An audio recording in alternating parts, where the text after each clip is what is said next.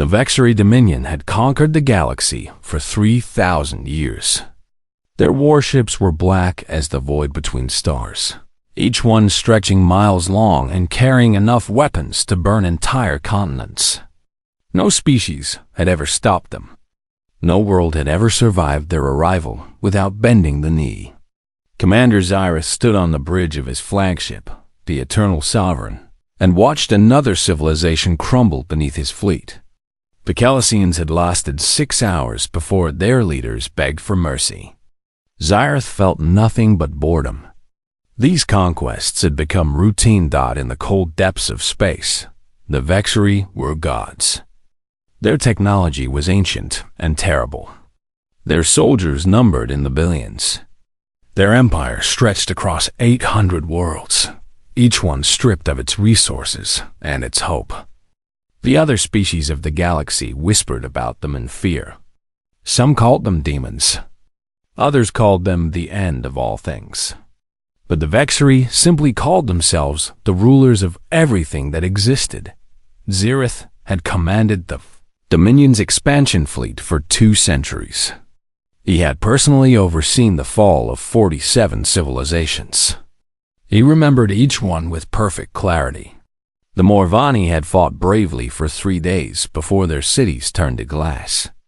The Desari had tried to flee into deep space, but his hunters had tracked them down and destroyed their refugee ships one by one.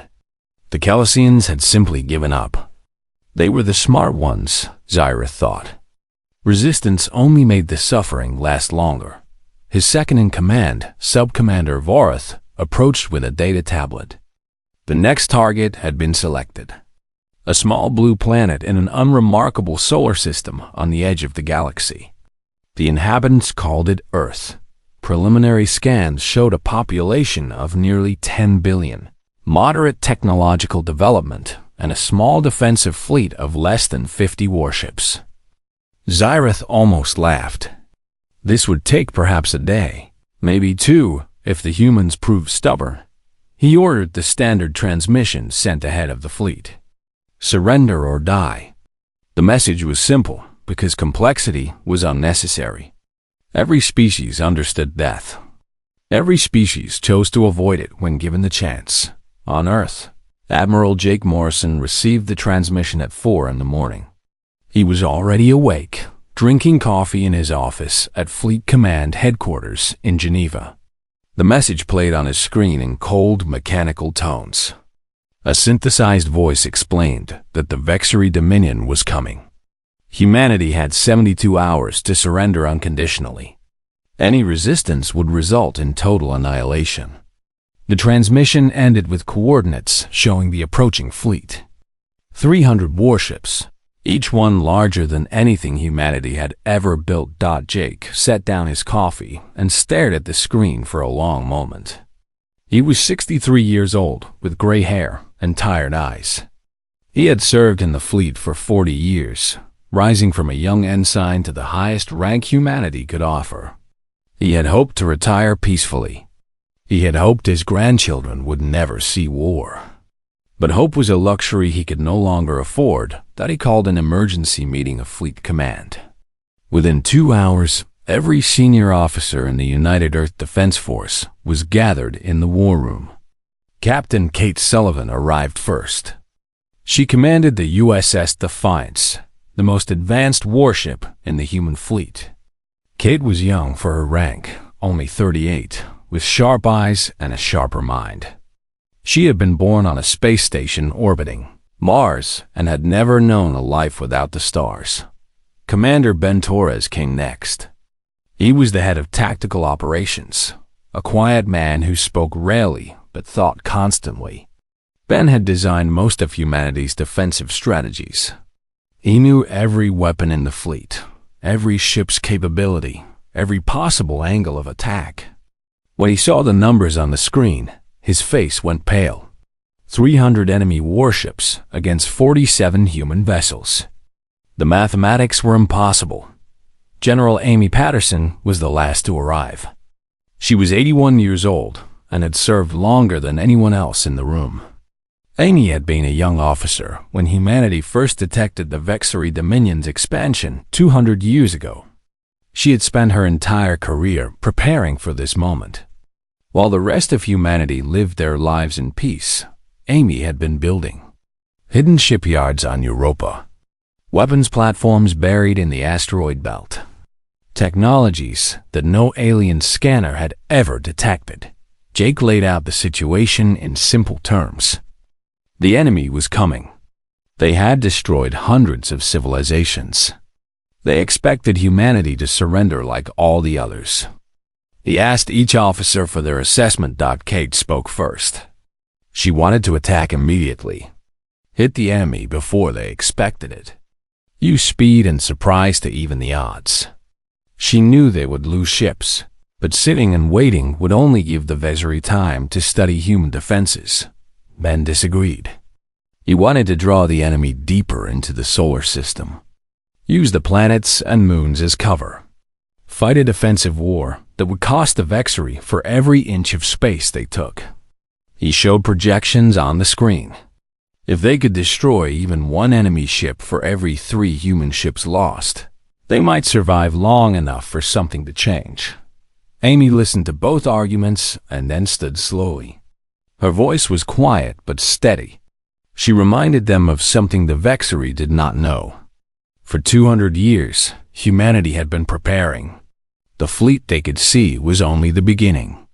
There were weapons hidden throughout the solar system, ships that had never been registered, technologies that existed only in classified files. The Vexary thought they were attacking a primitive species with a small defensive force. They were wrong. Jake made his decision. Earth would not surrender. They would fight with everything they had, seen and unseen. He ordered the fleet to battle stations. He authorized the activation of every hidden weapon system. He sent a message to every human being on Earth and throughout the solar system. The enemy was coming. Humanity would stand. The transmission to the Vexary was even simpler than the one they had sent. 2 words: come and try. 72 hours later, the black ships of the Dominion emerged from hyperspace near Jupiter. Commander Zyrus stood on his bridge and looked at the tiny human fleet arranged against him. He felt something he had not felt in centuries. Not fear, not yet, but curiosity. These humans had not surrendered. They had not fled. They were waiting for him with weapons armed and shields raised. It was foolish, of course. Brave, perhaps, but foolish. He gave the order to attack. The battle for Earth had begun. The Vexary Armada moved through space like a swarm of black insects. 300 warships advanced toward the inner solar system, their weapons charging and their crews confident. They had done this hundreds of times before. Every species fell eventually. Some took hours, some took days, but all of them fell. The humans would be no different. Captain Danny Reeves commanded the Outer Perimeter Squadron. He had 12 frigates under his command, small and fast ships designed for scouting and harassment. His orders from Admiral Morrison were clear. Engage the enemy vanguard. Delay their advance. Gather tactical data. Do not expect to survive. Danny had read those orders 3 times and then deleted them from his screen. He had no intention of dying today. His squadron waited in the shadow of Ganymede, Jupiter's largest moon. The massive planet's radiation interfered with enemy sensors, giving them precious moments of invisibility. Danny watched his tactical display as the Vexary vanguard approached. 20 warships leading the main fleet, each one 10 times the size of his largest frigate. The enemy was not even bothering with caution. Why would they? No species had ever hurt them in the opening engagement. Danny gave the order to attack. His 12 frigates burst from hiding like wolves from the trees. They accelerated at speeds the Vexary had never seen from enemy vessels. Human ships were smaller, yes, but they were also faster and more agile. They could turn and twist in ways that the massive alien warships could not match. The first shots were fired at 0847 hours. Earth Standard Time. Human kinetic weapons. Massive railguns that accelerated metal slugs to incredible speeds slammed into Vexery shields. The aliens had always relied on their energy barriers to stop enemy fire. Their shields had held against plasma cannons, laser batteries, and nuclear missiles. But humanity had developed something different. Pure kinetic force, delivered with perfect precision. The shields flickered. Then they failed. Danny watched in amazement as his frigates tore through the enemy vanguard. The Vexery fired back with their plasma cannons, and 4 human ships exploded in balls of fire. But the remaining 8 frigates kept fighting. They dove between enemy vessels, using the aliens' own ships as cover. They targeted engine systems and weapon ports. They fought like nothing the Vexery had ever faced. On the bridge of the Eternal Sovereign, Commander Zyrith watched the battle unfold with growing concern. His vanguard was taking losses. Real losses. Not the acceptable casualties of a normal conquest, but actual defeats. 11 Vexery warships had been destroyed or disabled in the first 15 minutes of combat. This was impossible. This had never happened before. Sub-Commander Vorath reported the analysis. Human weapons were different from anything in the Dominion's records. They did not use energy beams that shields were designed to stop. They used solid projectiles moving at extreme velocity. The kinetic impact was overwhelming the shield generators. Adjustments would need to be made. Zyrith ordered the fleet to adapt. The Vexery were not conquerors of the galaxy because they were inflexible. They learned. They evolved. They would find a way to counter this human technology and crush them like all the others. But the humans were also learning. Lieutenant Megan Cross was 26 years old. She flew a fighter off the carrier USS Horizon, one of 30 pilots in her squadron. She had trained for 5 years for this moment. She had run simulations thousands of times.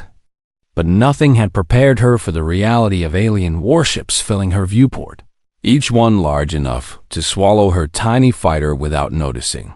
Her squadron commander was killed in the first exchange. A plasma bolt caught his fighter and vaporized it instantly. Megan found herself suddenly in charge of 18 remaining pilots with enemy cruisers bearing down on them. She had perhaps 30 seconds to make a decision. She remembered something from her training. The instructors had talked about Jupiter's radiation. It interfered with sensors. It created blind spots. The Vexery were using formation flying, staying close together for mutual protection.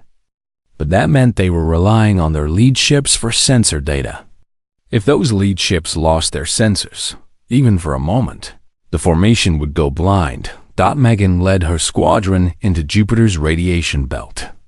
The interference was intense, almost enough to fry their own systems. But human pilots had trained for this environment. The Vexery had not. She brought her fighters around in a wide arc, using Jupiter itself as cover. When they emerged, they were behind the enemy formation. The Vexery cruisers were looking the wrong way. 18 fighters attacked a cruiser from point-blank range. They targeted the sensor arrays, the shield generators, the weapon ports. Megan herself fired the shot that breached the reactor compartment. The cruiser exploded from within, a chain reaction that spread through its entire frame. She had just become the first human to destroy a Vexery cruiser, single-handedly. The squadron lost 6 more pilots in the retreat. But they had proven something important. The Vexery could be hurt. The Vexery could be killed. The invincible Dominion was not invincible at all. Admiral Morrison received the battle reports with a mixture of grief and hope. Danny Reeves had survived with 4 of his original 12 frigates. Megan Cross and her remaining pilots had made it back to the horizon. The outer perimeter had held far longer than anyone expected. And the Vexery had lost over 40 ships in what should have been a simple scouting engagement. The enemy fleet had stopped its advance. They were regrouping near Jupiter, analyzing the battle, trying to understand what had gone wrong. This gave humanity precious hours to prepare. Morrison ordered the secondary defenses activated. The weapons platforms in the asteroid belt came online. The stealth destroyers from Saturn began their approach. The submarines modified for space combat loaded their nuclear torpedoes. Commander Xyrith contacted the Dominion High Council for the first time in 50 years. He requested reinforcements. He explained that the humans were proving more difficult than anticipated. The council was furious. No commander had ever needed reinforcements for a single primitive world. But they sent 200 additional warships anyway. The Dominion could not afford to show weakness. Xyrith ended the communication and stared at the tactical display. The human fleet was still out there, battered but unbroken. They had retreated to the inner solar system, toward their homeworld. They were preparing for another fight. Any rational species would have surrendered after seeing the Dominion's power. Any sane commander would have accepted the inevitable. But these humans were neither rational nor sane. They looked at certain death and chose to fight anyway. Xyrith did not understand them. He did not need to understand them. He only needed to destroy them. The second wave of the attack would begin in 6 hours. This time, there would be no mistakes. The battle for the solar system lasted 18 days. 18 days of fire and death and desperate courage. 18 days that would be remembered for as long as humanity existed. The Vexari came with all their ancient power, their massive warships, their weapons that had burned 1,000 worlds. And humanity met them with everything they had got. Admiral Jake Morrison coordinated. The defense from the command station buried deep beneath the surface of Luna. The facility had been built in secret over the course of 50 years. Its walls were reinforced with materials that could withstand nuclear strikes. Its communication systems were shielded against every form of interference. From this bunker, Jake could see the entire solar system laid out on holographic displays. He watched his ships fight and die. He sent orders that he knew would kill good people. He did not sleep for the first 5 days. The Vexari adapted quickly after their initial losses. They modified their shield frequencies to better resist kinetic impacts. They spread their formations wider to avoid being ambushed. They sent scout ships ahead to detect hidden defenses. Commander Xyrith was a skilled commander with centuries of experience. He would not make the same mistakes twice. But humanity had more surprises waiting. The weapons, platforms in the asteroid belt revealed themselves on the 4th day. There were over 200 of them, disguised as ordinary rocks drifting in the endless field of debris between Mars and Jupiter. When the Vexari supply ships passed through, the platforms came alive. Automated guns opened fire from every direction.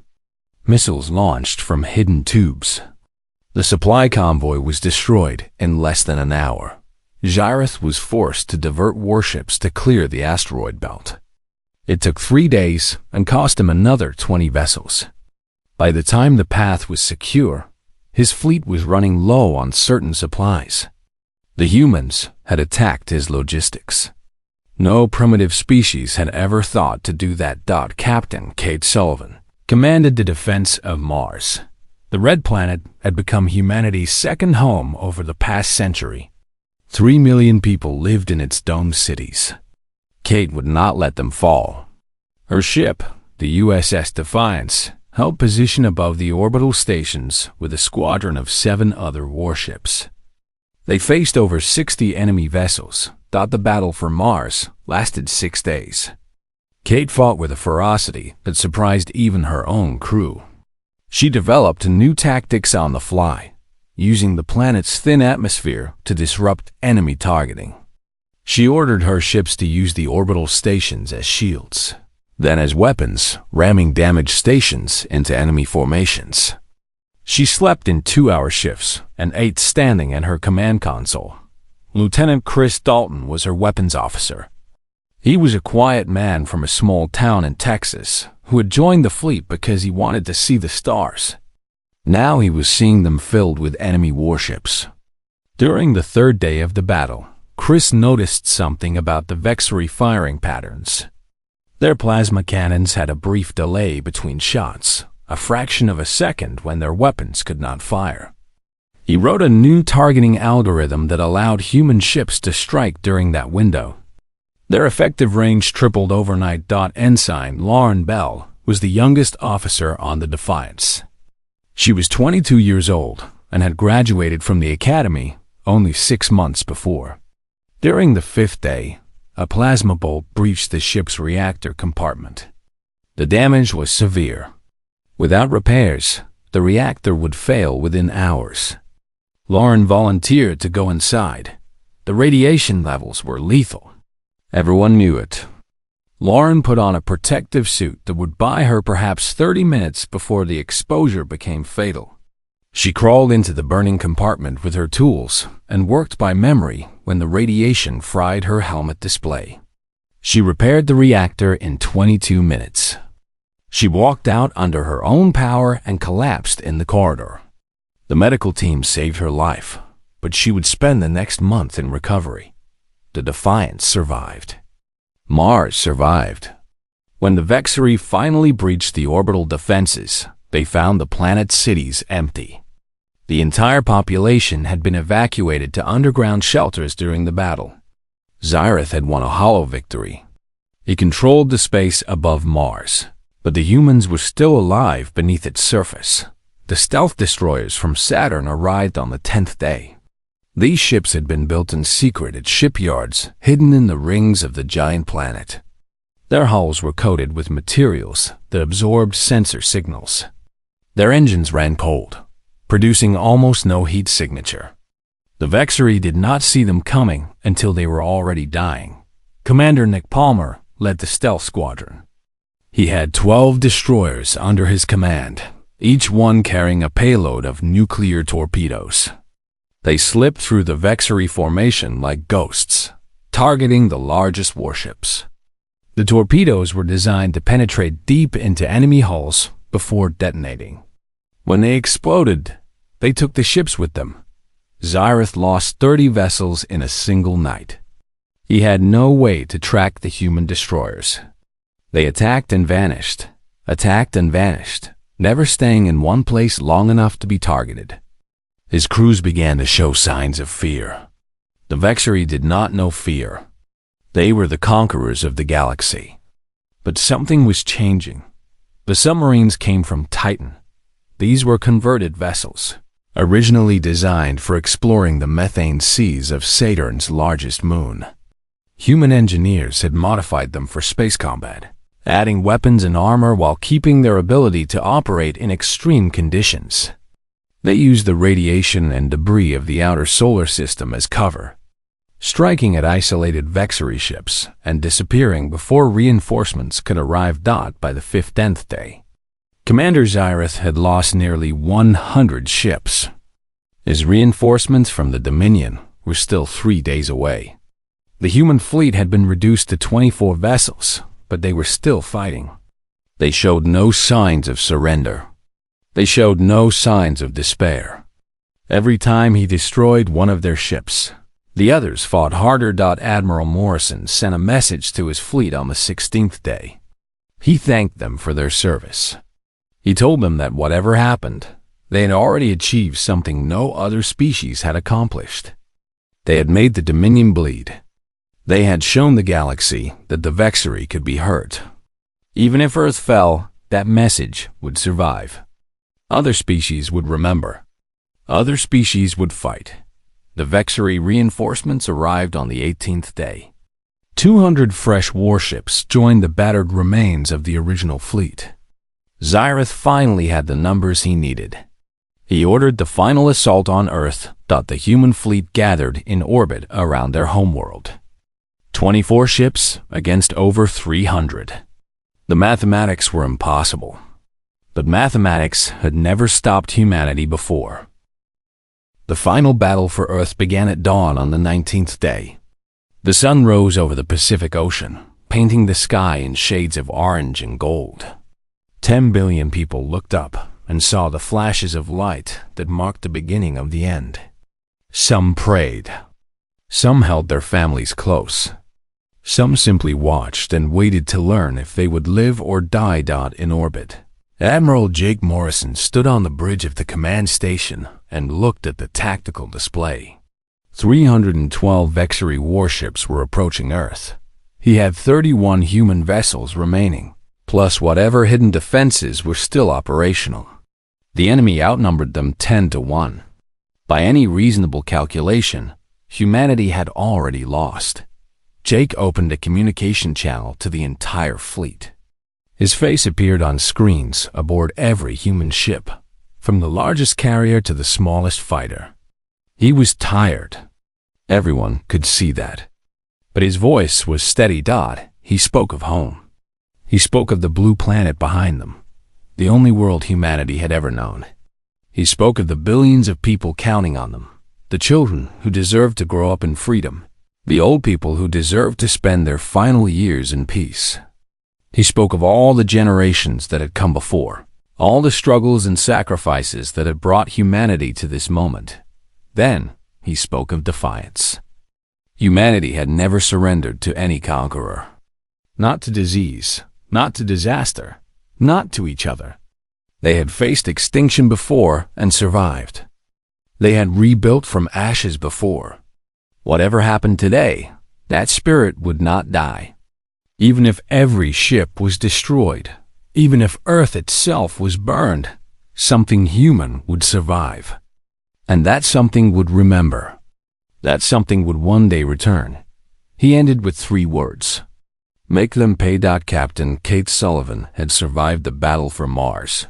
Her ship, the USS Defiance, was battered and scarred, but still operational. Kate had not slept in 2 days. Her uniform was stained with smoke and blood. Half her crew was dead or wounded. But when she heard Morrison's speech, she felt something stir in her chest. Not hope exactly. Something older and fiercer. The same feeling her ancestors must have felt when they stood against impossible odds throughout human history. She ordered her helmsman to set course for the Vexery flagship.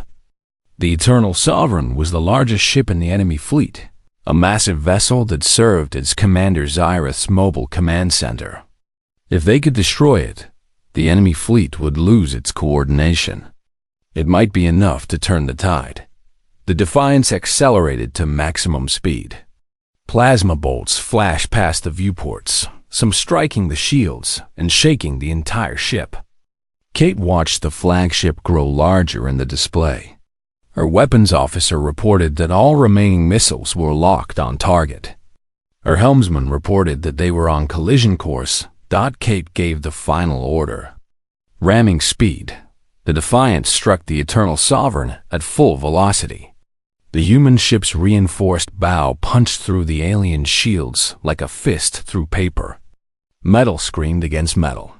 The forward sections of both ships crumpled and merged in a tangle of debris. The Defiance's reactor, already pushed beyond its limits, went critical. The explosion tore through the heart of the Vexery flagship. Secondary explosions rippled outward as ammunition stores and fuel cells ignited. Commander Xyrith had perhaps 3 seconds to understand what was happening before his bridge was consumed by fire. He died still not understanding how these humans could sacrifice themselves so willingly. Kate Sullivan survived by miracle. The emergency systems automatically ejected her escape pod moments before the final explosion. She drifted in space among the debris, unconscious and bleeding, until a passing frigate detected her beacon and pulled her aboard. She would learn later that her sacrifice had killed over 10,000 Vexery and destroyed their most powerful warship. But the battle was not over. Commander Ben Torres took command of the remaining fleet. He had been Admiral Morrison's tactical advisor throughout the war, the quiet man who saw patterns in chaos.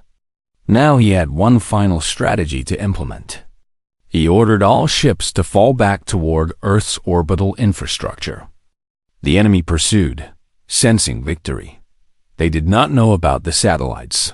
For 200 years, humanity had been launching satellites into Earth orbit. Communication satellites, weather satellites, navigation satellites, research satellites. Thousands upon thousands of them, forming a shell around the planet. Most of them were exactly what they appeared to be. But some of them were weapons. Ben activated the defense network. Over 3,000 satellites simultaneously came online. Their solar panels folded back to reveal hidden weapons. Some carried missiles. Some carried railguns. Some were simply packed with explosives and guidance systems. They had been waiting for this moment since before Ben was born. The satellites attacked the Vexery fleet from every direction. Missiles streaked through space in swarms. Railgun slugs punched through alien armor. Explosive satellites rammed into enemy ships and detonated. The sky above Earth became a sea of fire. The Vexery tried to retreat. They had never faced anything like this. Their sensors were overwhelmed by the sheer number of targets. Their point defense systems could not track the thousands of incoming projectiles. Ships that had survived the entire 18-day campaign were destroyed in seconds. Lieutenant Ryan Harper led the fighter squadrons in the final assault. He was 29 years old, a farm boy from Kansas who had dreamed of flying since he was a child. Now he was leading 200 fighters against the largest alien invasion in history. His squadron dove into the chaos, targeting enemy ships that had been damaged by the satellite barrage. They finished what the automated weapons had started. Ryan personally led the boarding party that stormed the secondary command ship. The Vexery crew fought back, but they were not soldiers. They were sailors and technicians who had never expected to face close combat. Human Marines, trained for exactly this scenario, swept through the alien corridors with brutal efficiency. Ryan reached the bridge and accepted the surrender of the surviving Vexery officers. The battle ended 3 hours after it began. Of the 312 Vexery warships that had attacked Earth, only 47 survived. All of them were damaged. All of them surrendered. Admiral Morrison received the final reports in silence. Humanity had won. The cost was terrible. 23 ships lost. Over 8,000 sailors and Marines dead. Countless more wounded. But the Vexery Dominion, the conquerors of the galaxy, had been defeated by a single primitive world that refused to bow. The news was broadcast to every human being on Earth and throughout the solar system. For a moment, the entire species held its breath. Then the cheering began. The news of Earth's victory traveled faster than any Vexery warship could fly. It spread through stolen communication channels and whispered conversations. It passed from slave to slave in the mining colonies and from prisoner to prisoner in the labor camps. It reached the 800 conquered worlds of the Dominion within a week. And everywhere it went, it carried the same impossible message. The Vexery had been defeated. For 3,000 years, the galaxy had known only one truth. The Dominion was invincible. Resistance was pointless. Surrender was the only option. Species after species had learned this lesson through fire and blood. They had given up their freedom, their resources, their futures. They had watched their children grow up as slaves and their elders die in chains. They had forgotten what hope felt like. Now they remembered. The Kelsians were the first to rebel. They had surrendered to the Vexery without a fight, choosing survival over honor. For years, they have lived with that shame. When they heard what the humans had done, something changed in them. A group of workers in a mining facility overpowered their guards and seized control of the complex. Within days, the entire planet was in revolt. The Marvani followed. Then the Visari. Then a dozen other species whose names had almost been forgotten. The rebellion spread like wildfire through the Dominion, The Vexeri tried to respond, but their military was scattered and demoralized. They had lost their best commander and their most powerful ships at Earth. The reinforcements they had sent were now prisoners or debris. For the first time in their history, the Dominion was on the defensive. Admiral Jake Morrison received delegations from 12 different species within the first month. They came to Earth in stolen ships and captured transports. They came to meet the humans who had done the impossible. They came to ask for help. Jake listened to their stories. He heard about the centuries of oppression, the countless deaths, the systematic destruction of entire cultures. He heard about children taken from their families and forced to work in Vexeri factories. He heard about elders executed for teaching their native languages. He heard about hope being crushed generation after generation. He made them a promise. Humanity would help them. Not to conquer, not to rule, but to liberate. The age of the Dominion was over. A new age was beginning. The Galactic Liberation Alliance was formed 6 weeks after the battle for Earth. Every species that had thrown off Vexeri control was invited to join. The Alliance would have no emperor, no ruling species, no hierarchy of power. Every member would have an equal voice. Every world would have the same rights. The mistakes of the Dominion would not be repeated. Jake was asked to serve as the first Supreme Commander of the Alliance fleet. He accepted, but only after making his conditions clear. He would lead the military operations, but he would not make political decisions. He would fight to free the galaxy, but he would not claim ownership of it. Humanity had not sacrificed so much just to become another oppressor. Captain Kate Sullivan recovered from her injuries after 3 weeks in the hospital. The doctor said she was lucky to be alive. The explosion should have killed her. The radiation exposure should have killed her. The oxygen deprivation while waiting for rescue should have killed her.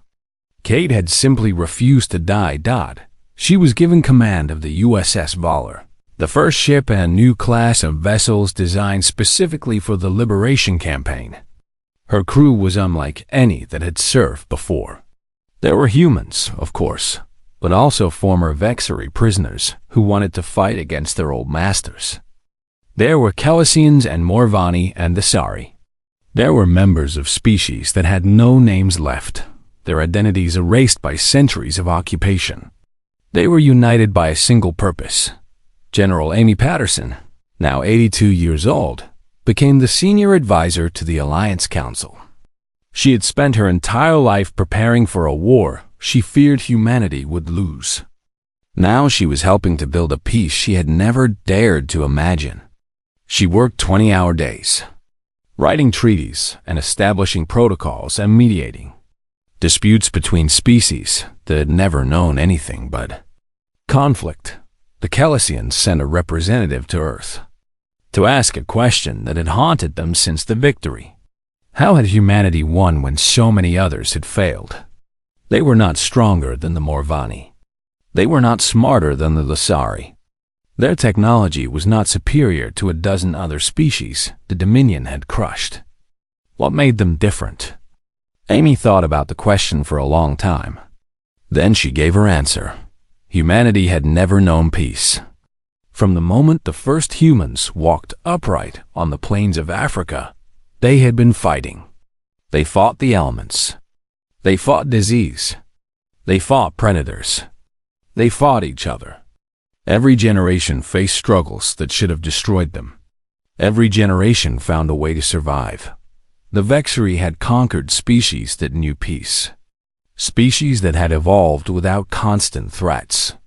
Species that had never needed to develop the instincts for war that humans carried in their blood. When no species faced the Dominion, they did not know how to resist.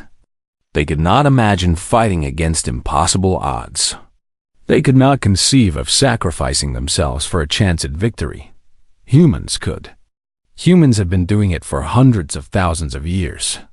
It was not bravery. It was not intelligence. It was simply what humans were. They were survivors. They were fighters. They were too stubborn to know when they were beaten. Commander Zereth had died in the battle for Earth, but some of his officers had survived. They were held as prisoners on Luna, treated with dignity, but kept under careful guard. One of them, a young Vexery named Korath, was allowed to observe the celebrations on Earth after the Alliance was formed. He watched children playing in parks, their laughter echoing across green fields. He watched couples walking hand in hand along rivers, stealing kisses when they thought no one was looking. He watched artists painting murals on the sides of buildings, depicting scenes from the battle and the faces of those who had died. He watched musicians performing in public squares, their songs mixing with the cheers of the crowds. He had expected to find a world of warriors, a civilization built entirely around combat and conquest, a species that lived only to destroy. That was what the Dominion had been. That was what he had assumed the humans would be. Instead, he found a world of dreamers. People who built and created and loved. People who fought not because they enjoyed war, but because they wanted to protect everything they had built. People who would sacrifice anything for the chance to live in peace. Korath finally understood why his empire had fallen. The Vexery had conquered because they wanted power. The humans had fought because they wanted freedom. One of those motivations could sustain an army for a battle. The other could sustain a civilization for eternity. The galaxy was no longer alone. And for the first time in 3,000 years, it was free, far from Earth. On 100 different worlds, children who had never known freedom looked up at the stars. They had heard the stories. They knew about the blue planet and its strange, stubborn people. They knew that the age of darkness was ending, and they dared to dream of tomorrow.